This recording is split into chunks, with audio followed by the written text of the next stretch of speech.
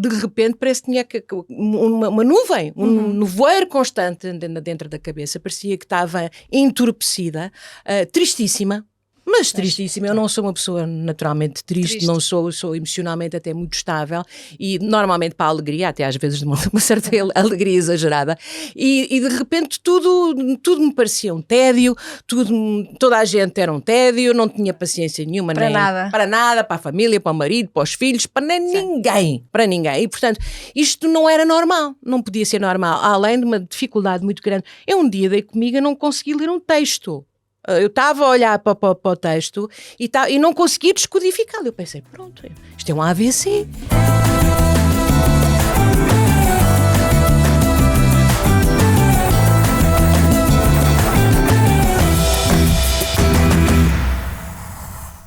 Bem-vindos a mais um episódio do podcast Não Fica Bem Falar de, onde voltamos ao tema menopausa. E hoje vamos falar sobre ter menos vontade, seja para as amigas, marido, namoradas, namorados, filhos, fretes e sexo. Comigo, até tenho que respirar fundo, tenho a Júlia Pinheiro. Oh, meu amor, não faças isso. Já disse aqui que estava um bocadinho nervosa hoje, portanto tenho de me desculpar.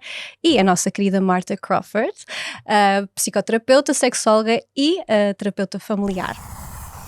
Muito obrigada por estarem aqui as duas. Obrigada a nós, não é? Sim, voltamos a receber a Marta, que foi o maior sucesso no nosso primeiro episódio e tão bom que vai ser hoje a nossa conversa sobre a menopausa. Esse momento fantástico e maravilhoso. Que tu decidiste partilhar há 7 anos, se não me engano, certo? Eu até sou capaz de ter falado mais cedo. Acho que é muito libertador. Eu sempre quis envelhecer, ao contrário da maior parte das pessoas, porque achei sempre que a juventude, por vezes, não me ficava bem. Ou seja, era tão exigente numa série de coisas, não é? Que eu só queria libertar-me numa série de estereótipos que estavam agarrados à mulher esplendorosa dos 20, dos 30 e dos 40, e portanto quando cheguei ali aos 45, 46 e percebi que estava na perimenopausa, pensei, isto agora vai ser fixe, porque é agora que eu estou a chegar ao sítio. Não tinha ideia nenhuma que vinha a seguir, mas eu acho que teve muito a ver com isso. Eu comecei a verbalizar, porque de facto num primeiro momento estava muito confortável, depois já não.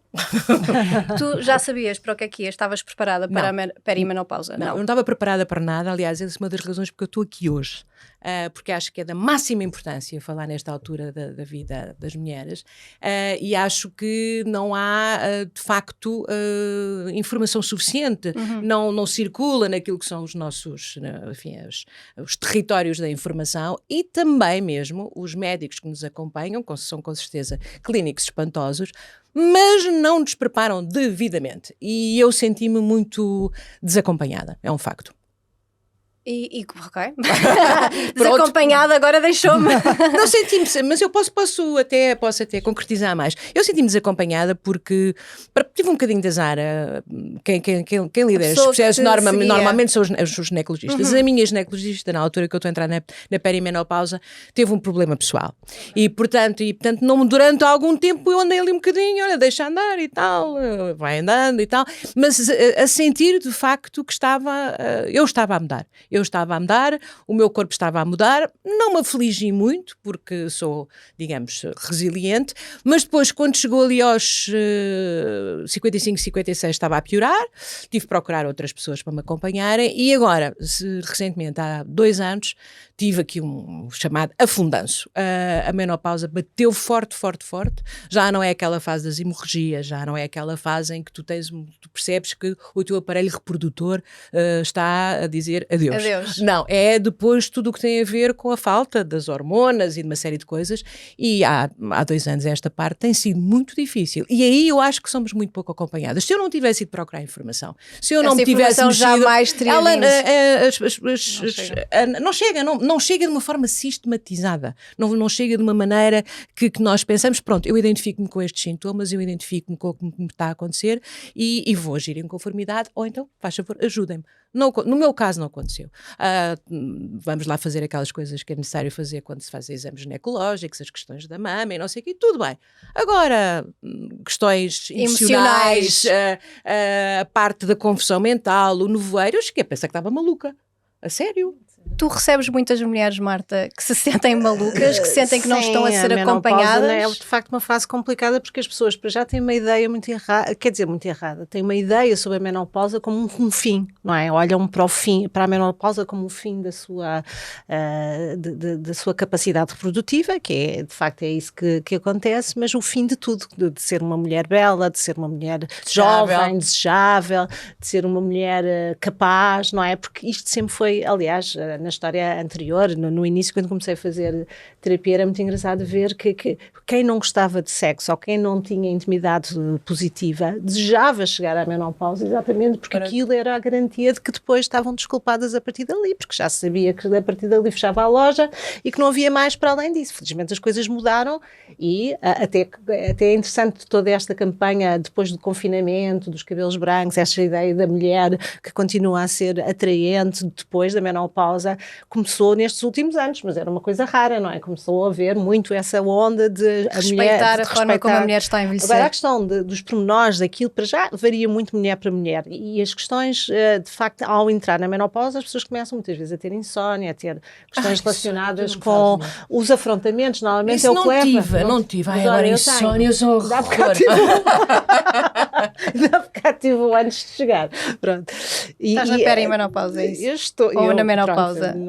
Estou na menopausa, já não tenho períodos há mais de 12 meses e, portanto... Mas é oficial. É oficial. É oficial. Sim, é oficial, porque já fiz as análises, é oficial e foi induzido, portanto, por uma questão de saúde minha e, portanto, tive que induzir... que também acontece, a menopausa voluntária e não voluntária, sim, não é? Questões, pronto, acho que podemos falar aqui hoje, mas muitas vezes as questões relacionadas com questões de saúde, muito típicas a partir dos 50 anos, mas com mais força, as questões oncológicas, não é? As questões da mama, do útero e por aí fora, muitas vezes levam a que, de facto, a pessoa passe a ter que tomar uma medicação que muitas vezes faz exatamente com que a menopausa se estabeleça assim de uma forma muito abrupta e, portanto, isso para além de todas as histórias oncológicas, depois ainda tem também esta convivência com uma menopausa que não foi de uma forma gradual. E também há gerações mais novas que entram na menopausa precocemente, sim, também sim, existe. Aos 40, assim, e às vezes até antes, antes, não é? Eu ia dizer isso. Porquê é que tu achas que não se fala da menopausa? Porquê é que essa informação não nos chega? Eu falo disto porque antes de fazer o podcast era um tema que não me passava sequer pela cabeça e agora, estes últimos meses, a menopausa passou a ser um tema que eu já trago para conversas com as minhas amigas. Porquê é que não existe? Porquê é que não... Nós falamos sobre a menstruação, não é? A questão da menopausa, eu já falo disto há algum tempo, não é? As pessoas já vêm a mim exatamente com as questões relacionadas com a menopausa, muitas pessoas que estão a atravessar situações também, tipo oncológico, que estão a tomar medicação e que têm mudanças, não é? Muito, muito acentuadas e que não sabem lidar com isso, nomeadamente para as questões da intimidade e da sexualidade, mas, quer dizer... Na minha temática, digamos, da sexualidade é natural eu falar muito, ou até já ter escrito bastante sobre as questões da menopausa, mas eu acho que existe de facto um grande preconceito, mais do que tudo, é cultural, não é? Ou seja, a menopausa stop, e as pessoas têm um medo, o que é que vai acontecer a seguir, não é? De facto há muitas mudanças, não é? E há mulheres que têm vergonha. Não, claro, porque de repente tu passas a ser és uma senhora idosa. A avó. A menopausa é a avó. Achas o quê? Que as mulheres sentem que vão para uma prateleira nova, não é? Sim, onde já não são desejáveis, onde... E se tu quiseres, até na literatura, da mais clássica, se calhar até à mais recente, há toda uma espécie de figurino que tem a ver com uma mulher que está nesta etapa da vida. Para já isto não é simpático falar. Agora vamos falar ao jantar, na menopausa da avó. Não, isso é uma coisa um bocadinho, não vai bem com o resto do menu. Depois, porque é sempre intimidade. Enquanto nós aprendemos se calhar, a verbalizar e de uma maneira divertida falarmos de algumas questões da intimidade com os nossos amigos mais jovens, depois parece que há ali, a partir dos 50, nós ficamos assim um bocadinho ceiradas, não é? Nós somos as mães mais crescidas.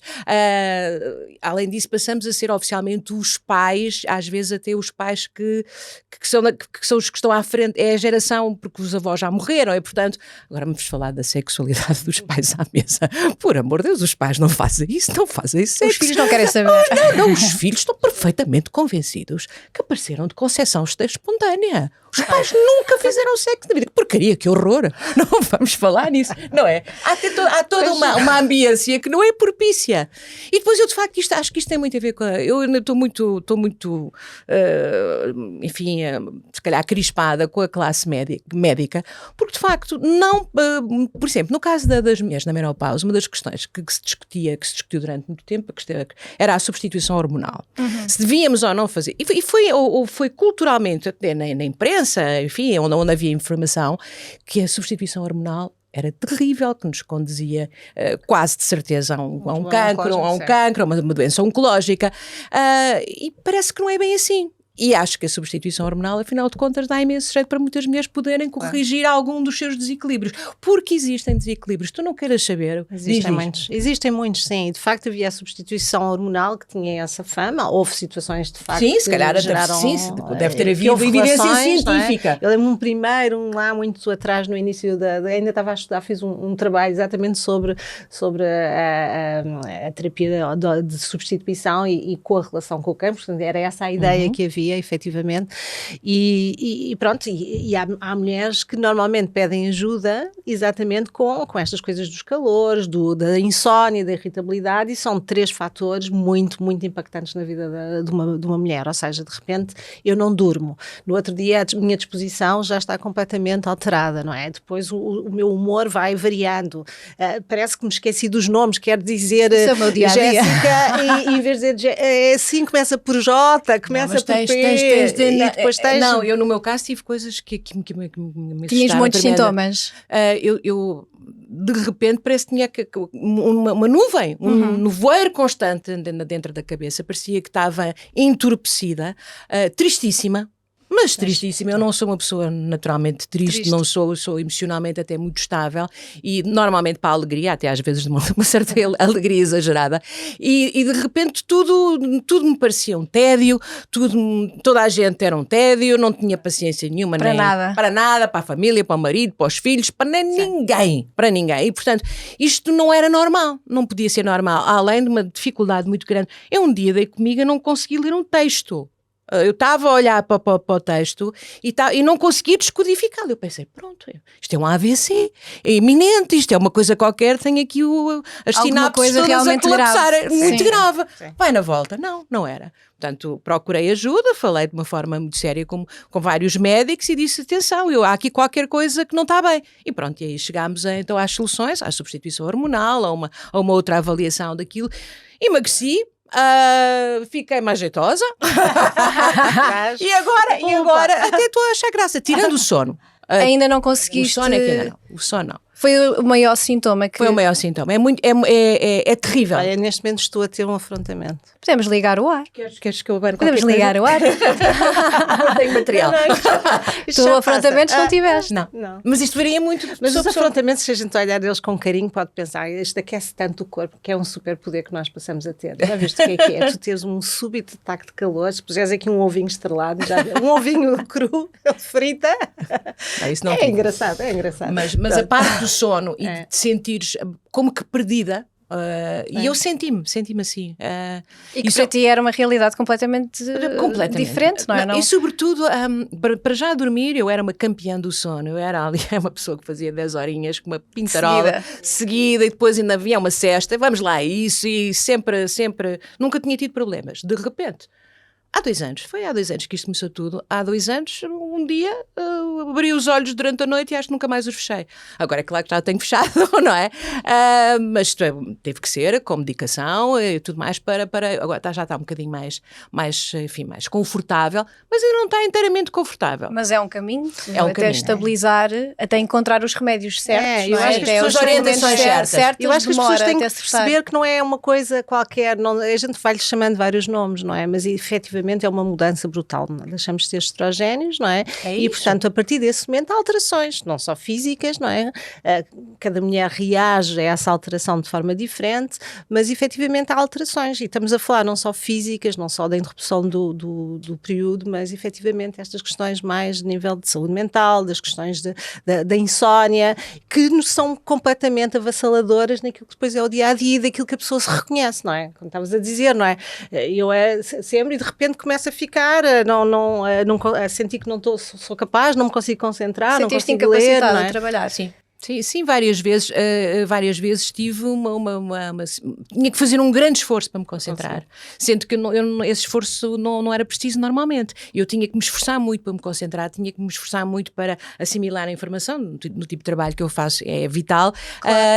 E foi muito difícil. E tiveste alguma fase que paraste? Não, isso... Nunca paraste? Nunca parei, nem mesmo Tiveste no Covid.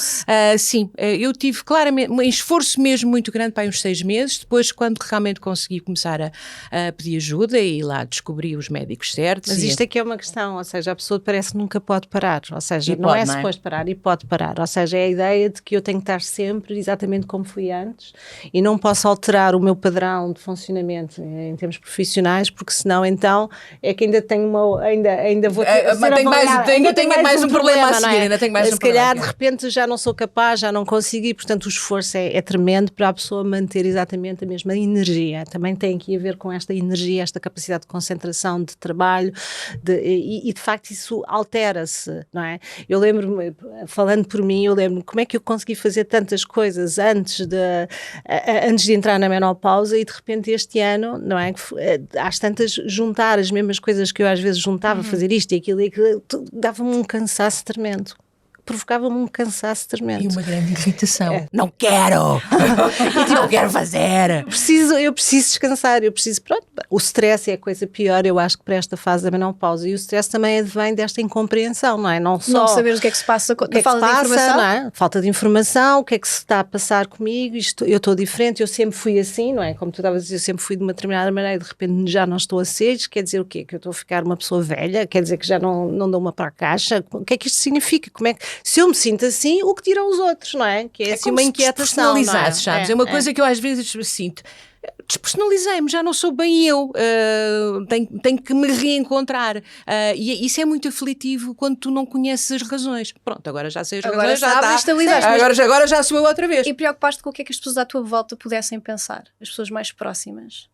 As mais próximas deram por isso, não é? Claro, não. Sim, claro, mas que pudessem... Sim, não, quer dizer, eu esforcei-me muito por explicar em casa, por exemplo, à minha família, ao meu marido e aos meus filhos, que eu não estava bem. Mas eles demoraram muito tempo até assimilarem que, de facto, eu estava em esforço. E acho que até hoje... Acham o que é? Tipo quase uma fita não é uma fita, mas já estão habituados. Eu acho que as pessoas estão habituadas a um determinado registro, portanto acham, e às vezes têm dificuldade em ver uma pessoa. Não ligues à mãe hoje. Ela está um bocadinho. Pois, exato, é isso. Porque é tão importante, não é? As famílias perceberem que há alterações e estarem bem informados. Sim. É preciso apoio, é uma altura de grande solidão, calculo.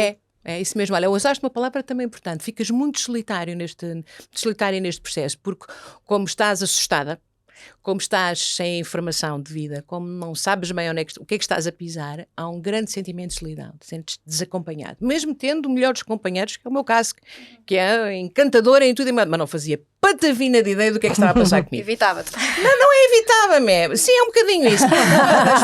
Fica para aí que eu já venho falar. Fica aí que já volto. Deixa arrefecer. Júlio, não há ninguém em Portugal que não saiba quem é que tu és. A verdade é essa. E quando tu tomas a decisão de fazer esta partilha, começaste logo aqui o dia a dizer que te sentiste desacompanhada, não é? E é nesse sentido, eu sou a favor da partilha. Eu acho que temos essa obrigação, esse dever como mulheres. Exato. E já agora como profissional de comunicação. Sim. A quantidade de mulheres que falaram contigo depois disto? Muitas. Aliás, eu nunca...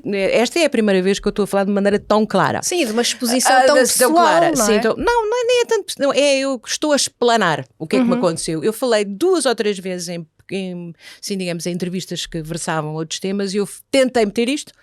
Mas não sei se por o entrevistador ser um homem não se mostrou muito interessado. Não se mostrou muito. Eu tive que meter assim um bocadinho à força, mas falei um bocadinho. E logo de seguida recebi imensas solicitações, pedidos de informação e tudo mais para me perguntarem onde é que eu estava a fazer a substituição hormonal, como é que eu estava a fazer a menopausa, o que é que estava a passar. Ou seja, as mulheres precisam de facto de terem referências, não é? De terem alguém que... Exemplos. Exemplos. O que resulta para mim pode não resultar para as outras pessoas. Claro. Mas eu quero muito ter voz nisto, porque de facto é uma altura muito particular na vida das mulheres que não está a ser falada. Sim.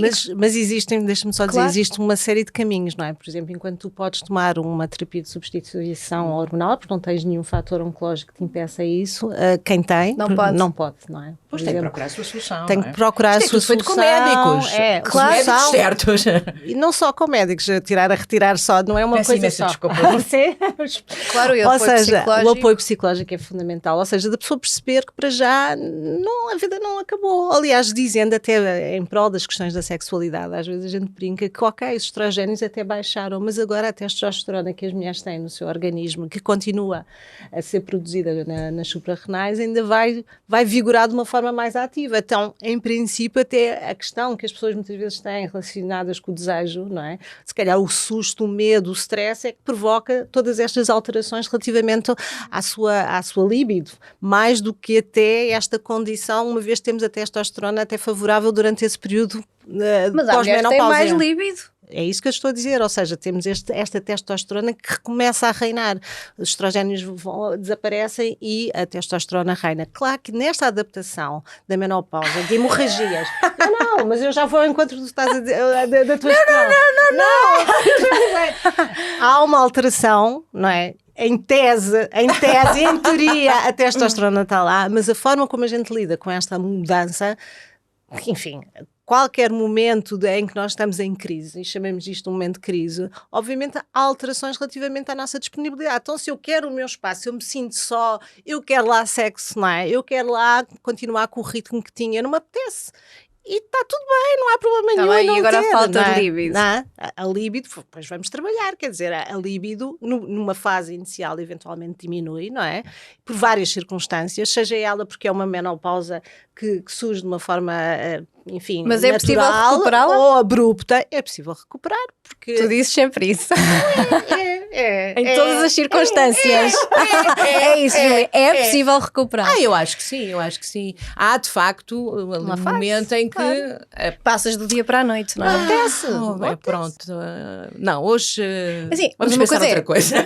Se a pessoa não coisa não apetecer, se a pessoa fisicamente sentir diferente, se sentir que até depois questões, não é logo no início, mas até com a ação, com o ato sexual em si, falamos da penetração, mas podemos falar dos outros atos todos que são muito mais do que a penetração, mas se há alterações das mucosas, se há menos lubrificação, que é natural com a menopausa, obviamente tem que se fazer mudanças e a menopausa é uma oportunidade, tal como a maternidade é uma oportunidade para ser diferente sexualmente.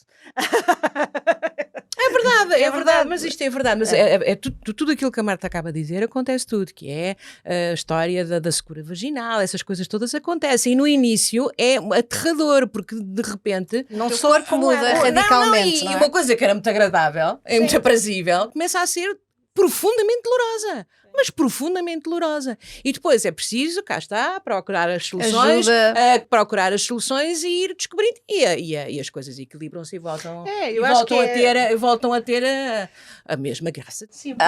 Sim, mas o corpo muda.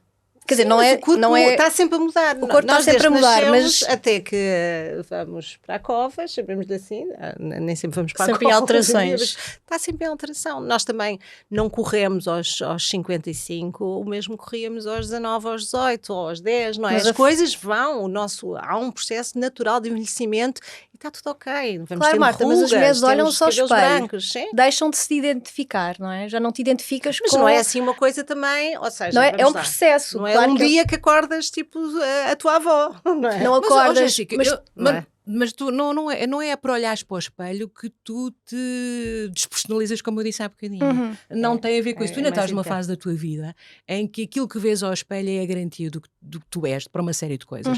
Pois há um processo em que isso já não tem tanta importância. Eu nem olho para o espelho hoje, não me interessa muito. Mas isso veio a partir da menopausa? Não, também nunca fui, mas sim, mas não, eu nunca fui muito fixada. Pois, era o que eu ia dizer, nunca foi uma coisa muito... Não, porque realmente a beleza, Deus Nosso Senhor não me deu muita, deu a que pôde. Não, temos que ter esta noção, portanto, deu-me outras coisas fixes que eu aprecio muito e que tenho usado. Mas quando eu falo de facto que eu estava de alguma forma vazia, tinha a ver, era interior. É um processo profundamente interior. É profundamente interior. Não tem a ver com o espelho. No espelho, eu hoje até acho, toda a gente diz que eu estou giríssima agora. Eu mal cheguei de manhã. Exato, e disseste logo que eu estava jeitosa. Portanto, não é isso. Realmente o que me assustou foi, eu depois andei à procura e vi muitas coisas. No Brasil há muitas publicam muitas coisas sobre isto e eu vi um testemunho de uma colega tua atriz que dizia, parecia que eu não cabia dentro da minha pele, dizia esta atriz na menopausa, era mesmo isso, parecia que a pele tinha toda encolhida e nós não cabíamos cá dentro. Havia uma sensação de absoluta crispação constante, de aflição, era terrível. Agora, existem mulheres que têm alterações brutais físicas e que sofrem muito com isso. E outras menos, estou a dizer, sim. E outras nem tanto. E outras passam pela menopausa como se não existisse. Exatamente. Ou como se não a identificassem. Não a identificassem e não sofressem tanto. Mas, por exemplo, sei lá, eu pensando na minha mãe, quer dizer... A minha mãe diz que passou naturalmente pela menopausa, mas se calhar nós, enquanto filhos, sentimos a coisa de forma diferente, não é? Mas não se falava nessa altura, então nem sequer se falava do assunto, não é? Eu nunca falei sobre a menopausa com a minha mãe. A não ser um dia que lhe perguntei quando é que tinha sido o momento dela, porque a ginecologista perguntou como referência. Nunca falei sobre o assunto com a minha mãe, por exemplo. Mas, por exemplo, agora, esta questão da menopausa, e como eu disse, não é? Estou em plena, quer dizer, já estou... Aquecimento. Não é aquecimento, não, já está... É oficial. É oficial, não é? E pronto, por isso é que eu agora também trouxe o tema de falar sobre questões que são as menopausas abruptas, não é? Seja em que idade, seja por uma questão oncológica, seja por uma outra questão qualquer. É muito importante perceber-se que isto vai acontecer e como é que as pessoas vão lidar com isto. Por exemplo, eu acompanho algumas mulheres que me vêm perguntar, e agora que estou a tomar esta medicação, o famoso tamoxifeno, que muitas mulheres tomam depois que é uma terapia, no fundo, oral, mas que é, no fundo, uma quimioterapia, não é? E que faz esta entrada abrupta na menopausa e às tantas já não se percebe se são os sintomas do tamoxifeno, se são os sintomas, se é a própria menopausa em si, portanto é uma grande confusão em termos do que é que se está a passar, não é? E será que são os sintomas? Será o que é o quê? Não é? Porque há coisas que se confundem, não é? Porque há ali uma inibição, o tamoxifeno para não haver produção de estrogénios nas mamas e, portanto, há toda aqui uma alteração muito radical e de uma forma mesmo muito intensa, nomeadamente associada a uma situação oncológica que significa, enfim, pôr em causa a vida, não é? Não é fácil lidar com isso e é preciso depois conseguir ultrapassar também essa situação, dependendo do tipo de tumor que é. Tu entraste na menopausa, não é? És muito verbal em relação ao assunto. Disseste também no passado que aos 40 começaste a dizer que não, depois deixaste de fazer fretes. E agora? Agora não me chateia. Agora toda a franqueza. É uma fase tipo um despertar de uma nova Júlia. Eu acho que isso tem muito a ver com a tua maturidade. Há uma altura na vida que nós queremos muito, eu pelo menos quis muito, agradar, estar disponível, ir a todos, tudo o que me pediam, eu estava sempre, queria ser receptiva e fazer e executar. Depois há uma altura em que percebo que é impossível, não é? É impossível. Chegar a todo lado. Chegar a todo lado e que isso não me fazia bem. Porque me ficava esgotada e não fazia coisa nenhuma como deve ser. Depois cheguei à conclusão que não queria de todo. Há coisas que eu não quero mesmo fazer, não vou fazer. Não vou ser agradável. Desculpem lá, mas não vou ser agradável. Não me apetece mais. Vais-te pôr em primeiro lugar. Sim, agora não quero. Não vou. Pronto. E agora, mais velhota, não é?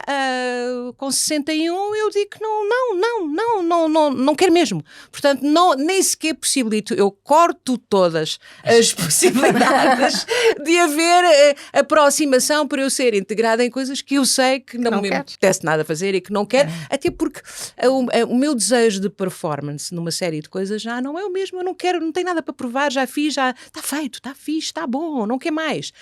Mas isso tem a ver, eu acho, mais com a maturidade. Tem a ver com a maturidade, com o teu caminho profissional. Eu tenho uma carreira profissional muitíssimo bem sucedida, às vezes nem sempre acontece, não é? Mas tive meus momentos de sucesso, claro, naturalmente, e não me fizeram mal nenhum. Estás num sítio confortável. Mas estou ótima, e sobretudo acho que mal ou bem as coisas andaram. Portanto, não vou esticar-me, não é? Já sabes os teus limites. Outra vez em esforço. Não quero. Não é por sombras. Não. Tu recebes muitas, quando as mulheres falam-te da menopausa e na fase em questão, sentes que há um renascimento de alguma forma? Eu acho que as pessoas muitas vezes naquele momento querem mudar muitas coisas que até ali tiveram a fazer em esforço. Isso é uma realidade, ou seja, eu até aqui era sempre eu que chamava, era eu, sempre que eu ia à obra, era toda a gente espera de mim isto, não é? Se for eu, quem é que vai fazer? Quem é que vai fazer? Eu faço até mais rápido, não é? Do que os outros, portanto, bora lá. E a pessoa tinha muito esse papel. E a certa altura começa a olhar também, apesar de ser um momento, como dizias, de alguma solidão, ao mesmo tempo é não, eu agora tenho direito, sou eu, tenho que olhar para dentro, não é? E esse olhar para dentro e essa vontade de mudar e de se calhar interromper coisas e sequências de scripts existenciais que não são positivos, que se a pessoa tiver essa consciência pode mudar e pode de facto curtir a vida de uma forma muito interessante, não é? Ou seja, já não vai aos fretes, já, ok, isto faz-me bem, isto é um esforço grande físico, isto vai dar-me alguma coisa, a pessoa começa a ter uma forma de olhar para as coisas um pouco diferente e a ter mais tempo para si, para a sua própria saúde. Bem-estar, para não fazer nada. As tão mulheres fazem... como atividade, tão interessante, gosto tanto. Não fazer nada é uma coisa, olhar para as florzinhas a crescer, passear o cão, essas coisas todas são coisas que às vezes parece que é tudo a última coisa. Nós somos as últimas de tudo. Principalmente quando somos mães, não é? Quando estamos numa relação com alguém, parece que nos pomos muitas vezes em último lugar porque há muitas coisas que são prioritárias. O trabalho, não é? Os filhos. Tudo é prioritário. E depois nós vamos tentando sobreviver, não é? Como podemos. E depois há ali uma fase, e que também tem a ver com a maturidade. E isso eu acho que é um aspecto muito importante, essa capacidade de perceber, não tenho que ir a tudo. Eu tenho que olhar por mim, eu tenho que... Deixa cá mudar algumas coisas, as pessoas começam a fazer mais exercício, a olhar para coisas que não faziam anteriormente, a ter mais... a querer ter mais tempo. É procurar o prazer. Mudaste a tua rotina? Está tudo mudado, está tudo mudado. Isto também tem um bocadinho a ver que eu estou numa situação, enfim, curiosa, não é nada do outro mundo, mas eu estou a viver, o meu marido já está, como ele diz, jubilado. Está reformado. E eu ainda não estou. Portanto, eu tenho que me adaptar um bocadinho à vida que ele hoje tem e àquela que eu ainda tenho. O resultado, tenho o dia um bocadinho esquizoide às vezes, mas de facto mudou tudo, mas é muito agradável ter feito isso, porque abrandámos completamente o nosso ritmo de trabalho, não é? Alterei uma série de coisas. Teve a ver também com a menopausa o facto de começar a fazer exercício, de alterar um bocadinho a alimentação, de fazer suplementação, que é fundamental. Cuidar-me melhor, de ter com a minha saúde uma preocupação que nunca tinha tido há uns anos atrás. Agora vou com frequência a fazer os exames todos que me pedem. Antes metia as requisições dentro de uma gaveta e nunca mais os fazia. Agora faço tudo direitinho. E tem corrido muito bem, é muito mais prazeroso. E sobretudo, desobriguei-me de uma série de coisas que de facto eram um excesso. Eram solicitações que tinham a ver com a nossa profissão, que tinham a ver às vezes também com a dimensão das nossas amizades. Os amigos têm que entender, que nem sempre é possível, não dá. Portanto, eu mudei a minha vida e estou muito, muito confortável nisso, mudei completamente. Que bom, e que bom exemplo, e que bom falar sobre isso. Sem problema nenhum. Tu recebes os companheiros, os maridos, os namorados, as namoradas de quem está a passar pela menopausa para falar contigo sem a própria estar presente? Para tentar compreender melhor. Eu vejo essencialmente casais e quando vem um, depois naturalmente depois vem o outro, mas às vezes vem só um dizer a situação é esta, e eu acho que as pessoas muitas vezes não compreendem o que está a passar, não é? Nomeadamente porque têm aquela ideia que até de certa altura era tudo muito, estamos a falar até em questões sexuais, havia uma frequência sexual muito, muito satisfatória para ambos, havia muita vontade e de repente qualquer coisa aconteceu e as pessoas muitas vezes dizem, não sei o que é que aconteceu. Ou seja, não entendem a menopausa como uma razão suficientemente forte para alterar o comportamentos, vontades e desejos. É uma desvalorização, não é? É desvalorização porque não é desconhecimento, é desconhecimento e ao mesmo tempo, porque há um esforço muitas vezes da mulher de tentar disfarçar exatamente que as coisas estão a alterar e a não querer dar, não se ouvir, é preciso ouvir-se, ok, está qualquer coisa, então o que é que a gente pode fazer? É médicos, é informação, é ler, é falar com a pessoa que está comigo na minha vida, é o quê? Há qualquer coisa que está a mudar, eu não posso dizer que é só stress, responder tudo com stress, porque a própria situação em si é provocadora desse mesmo stress, não é? E, portanto, é preciso ouvir-nos, as pessoas não se ouvem internamente e, portanto, vão acumulando, vão chutando com a barriga para a frente os seus problemas e depois quando eles de repente ficam muito grandes e muito cabeludos, a pessoa depois vai abaixo porque depois não tem a mesma resistência, não é? E, portanto, é preciso começar a ouvir o que é que se está a passar. Se eu não estou a dormir, o que é que eu vou fazer?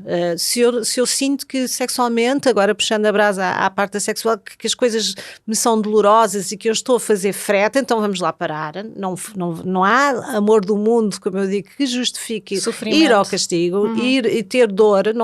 E, portanto, se estou a ter dor, não há mais, pelo menos a nível de coito, não é? Portanto, há muitas formas de aprender também a sexualidade sem ser sempre do ponto de vista de uma relação coital, porque que é um bocadinho esta coisa toda a gente acha que sexo é só coito e, portanto, é preciso ir para além disso. E é uma forma de descobrir uma sexualidade muito interessante. Eu faço, por exemplo, terapia com casais mais velhos e eles redescobrem a sexualidade de uma forma muito interessante e que não passa por uma questão de uma ereção, porque os homens também vão perdendo essa sua capacidade erétil e não passa por uma penetração vaginal. Portanto, há tantos outros comportamentos sexuais que podem ser introduzidos na dinâmica e que são mais saborosos, mais sensoriais, que puxam exatamente por uma série de coisas que são importantes em toda a vida, mas nesta em particular, não é? E nós temos que também olhar para a sexualidade mudando um pouco a visão daquilo que é a nossa ideia de sexo, não é? Sim. Porque toda a gente tem um bocadinho uma visão um bocado quadrada do que é o sexo e, portanto, depois, se não tem as mesmas habilidades...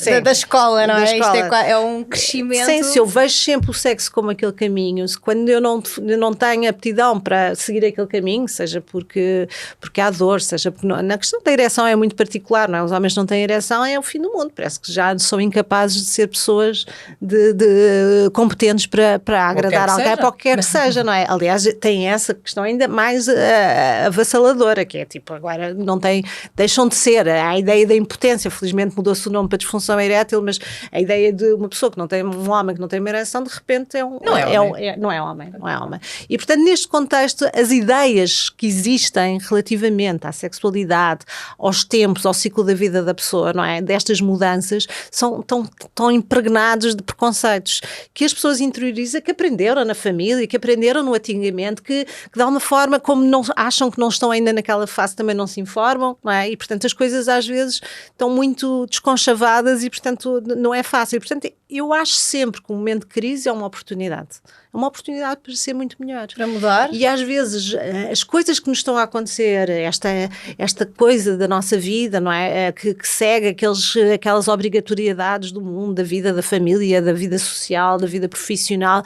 Se isto é um alerta para a gente mudar, como estavas a dizer, Júlia, excelente que venha a menopausa, que pelo menos na menopausa, se não for noutros períodos da vida, seja uma oportunidade para a pessoa com esta crise, que claro que não se deseja a ninguém, todas estas coisas que já falámos, mas uma oportunidade para depois ter uma vida excelente, porque nós agora as pessoas já não morrem tão cedo, não é? A longevidade é uma realidade, portanto nós temos que preparar a última terço da nossa vida de uma forma que nos dê... Tem que ser uma grande festa. Tem que ser uma grande festa. Então. E porque é uma oportunidade a gente ter essa idade, não é? Porque cada vez mais, porque há pessoas que não chegam a esta idade, portanto é mesmo uma coisa festiva e uma coisa para celebrar.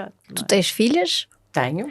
Este tema de certeza que já foi falado em casa e que já vão preparadas de outra forma. Sim, espero que sim. Mas não vejo também nos filhos. Eu tenho os filhos excelentes e maravilhosos, eu tenho uma família numerosa, eu tenho 3 filhas, não é? Tenho a Sofia, a Carolina e a Matilde e 2 netas, a Francisca e a Benedita. Portanto, é muita mulher lá em casa. Mas mesmo assim, só muito recentemente, por exemplo, é que a Sofia, a mais velha, me abordou sobre o assunto, provavelmente porque também já está nos 40, porque ela é a mais crescida de todas, não é? As outras ainda estão um bocadinho, mãe e tal, está a ir uns médicos e...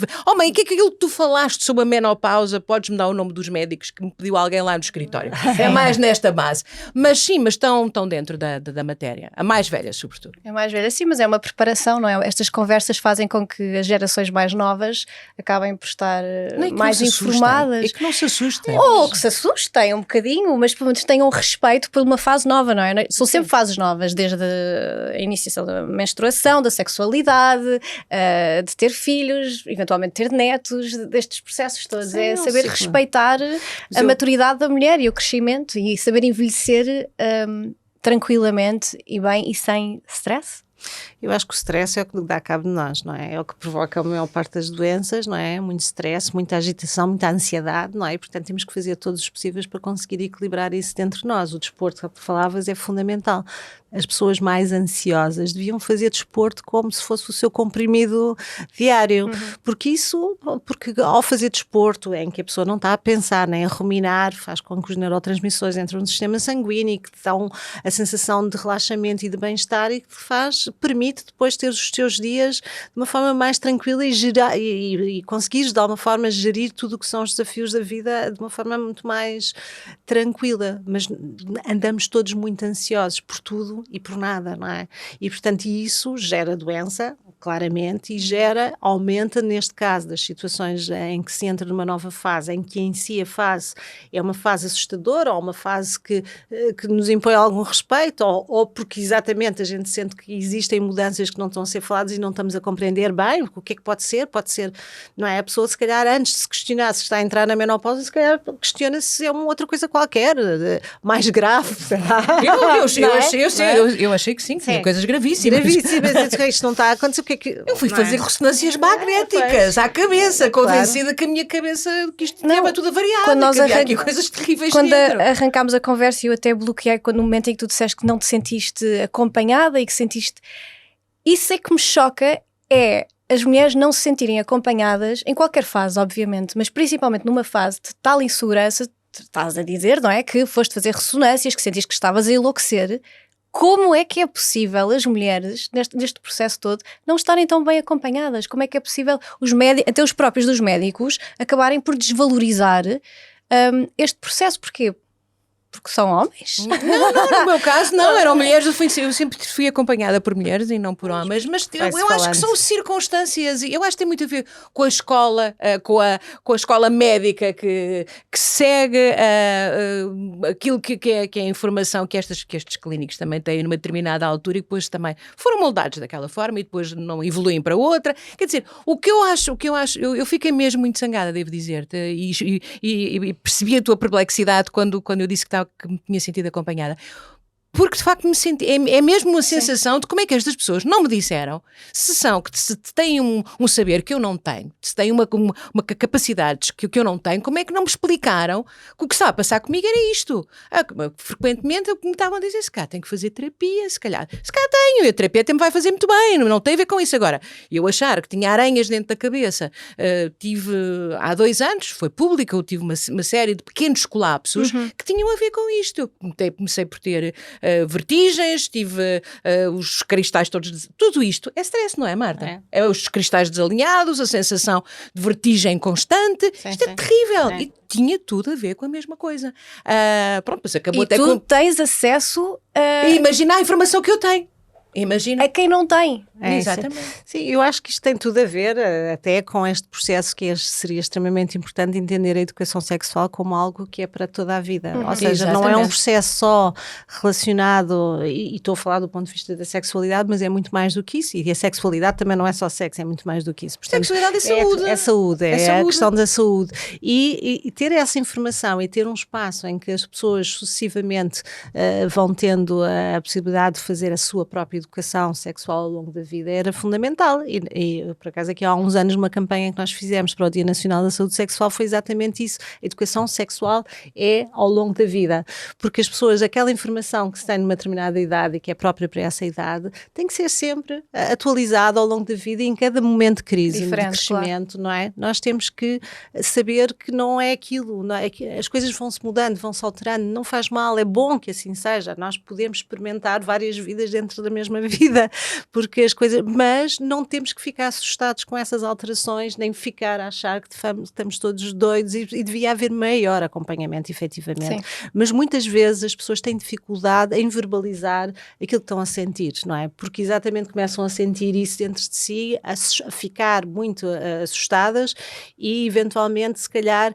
a tentar uma fase, não é? De não lidar com isso, uma fase de tentar achar que é só Marta, eu tive aí, exatamente, eu tive aí. Que é só ali um período, isto vai passar, é uma fase, só, é o, como é que é o Mercúrio retrógrado? É o retrógrado, aquelas coisas, mas depois, depois é preciso ver e é preciso pedir ajuda e ter sorte também na ajuda que se pede. Exatamente, não, porque perdes qualidade de vida, se tu não identificares os problemas todos que estão a acontecer com o teu metabolismo, com o teu corpo, perdes qualidade de vida, começas a ficar, eu a determinada altura tinha medos, tinha receios, nunca tive receio na minha vida de nada e de repente tinha receios de me pôr nos sapatos altos, porque ia ter vertigens, tinha receios de ficar muito cansada porque depois podia não conseguir assimilar tudo aquilo que tinha para assimilar, o que profissionalmente precisava. Tinha receio de adormecer, ou melhor, de não adormecer. Já ias com a hora do sono. Já ia para a cama já virada, já um bocadinho a pensar, isto não vai correr bem. É em stress já. Stress. Como é que é o cortisol, não é? Que aparece a seguir, não é? Que faz-nos muito mal, não é? Pois há muita coisa que nos faz mal e que nós temos que evitar. O desporto, de facto, é uma das... Isso foi uma das primeiras coisas que me disseram. E é um desporto em que a pessoa não pensa, que é uma coisa diferente. Desporto é que fazes? Desculpa, hoje desporto é que fazes? Eu faço aquilo que é chamado o fitness normal e depois faço pilates. Comecei a fazer pilates porque acho aquilo muito divertido lá com as maquinetas. As máquinas desafiam-me, eu acho aquilo divertido. E tem corrido bem.